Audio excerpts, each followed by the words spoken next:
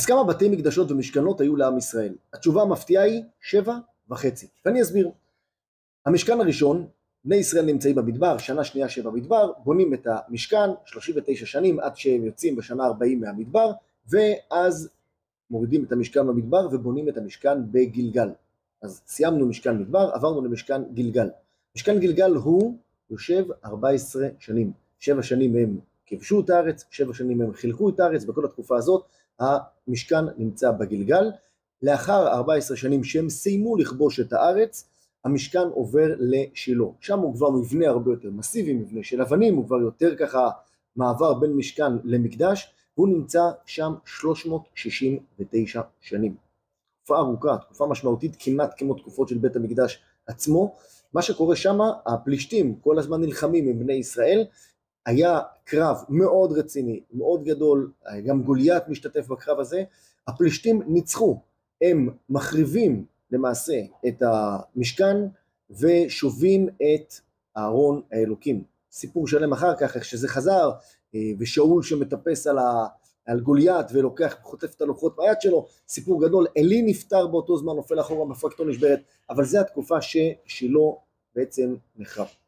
משילה זה עובר לנוב וגבעון ביחד 57 שנים, זה למעשה איזשהו משכן זמני בין שילה עד לכניסה לבית המקדש. נוב זה עיר הכהנים שהיא נחרבת כשדואג מלשין לשאול, ואז מחריבים למעשה את נוב, וגבעון שם נמצאת, שם אהרון נמצא עד השלב שהוא עובר לירושלים, ששלמה המלך לוקח אותו לירושלים. אז סקרנו כרגע 5 משכנות, המשכן הראשון במדבר, בגילגל, בשילה, בנוב ובגבעון. כרגע עוברים לתקופת בתי המקדש. בית ראשון, בית מקדש ראשון, נבנה ועל ידי שלמה המלך, מחזיק 410 שנים. נחרב על ידי נבוכדנצר, 70 שנות גלות, ונבנה בית מקדש השני, תקופת עזרא ונחמיה, והם בונים את בית המקדש. בית המקדש מחזיק 420 שנה, והוא נחרב בסוף על ידי טיטוס. מה שקורה, למה 7.5? הרי לכאורה נעצרנו ב7.